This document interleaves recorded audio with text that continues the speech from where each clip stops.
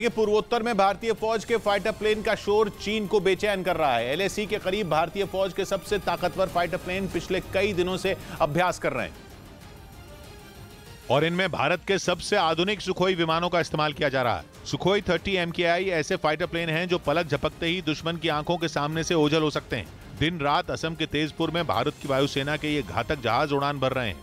जिस जगह पर यह अभ्यास चल रहा है वहां से एलएसी की दूरी 100 किलोमीटर से ज्यादा नहीं है। बेहद तेज तर्रार सुखोई के लिए 100 किलोमीटर की दूरी तो 2.5 मिनट का खेल है। ऊपर से रफाल की यूनिट पूर्वोत्तर में जहां तैनात है वो जगह भी यहां से दूर नहीं है। यही वजह है कि भारत की इस तैयारी ने चीन की नींद उड़ा रखी है। ऐसा तब है जब पूर्वी लद्दाख में चीन लगातार भारतीय फौज को उकसाने की कोशिश में लगा है। ऐसा कई बार हो चुका है जब चीन की वायुसेना के फाइटर जेट एलएसी के काफी करीब तक पहुंच गए हों, लेकिन भारतीय फौज ने संयम दिखाते हुए किसी भी वार पर पलटवार नहीं किया, बल्कि पूर्वी लद्दाख में अपनी तैयारियां कई गुना बढ़ा ली, ताकि अगर चीन ने एलएसी बिजनेस लोन के लिए बैंक गए तो बिजनेस प्लान दिखाइए करके पूछते हैं।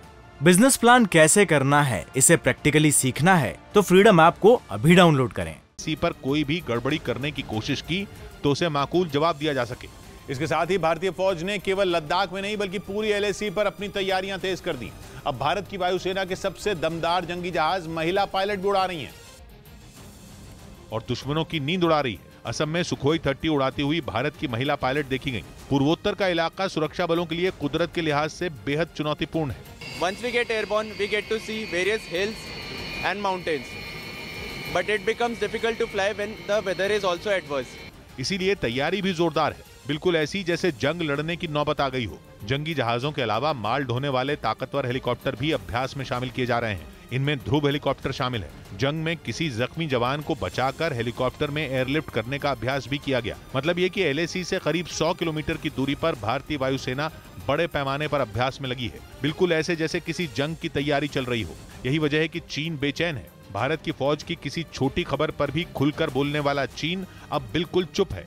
उसकी खामोशी की वजह एलएसी पर तैनात भारतीय वायुसेना के ताकतवर फाइटर एयरक्राफ्ट हैं। रफाल से तो चीन का डर पहले भी कई बार दिख चुका है।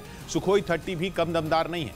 कई मामलों में सुखोई 30 को रफाल से भी ज्यादा दमदार फाइटर एयरक्राफ्ट कहा जाता है।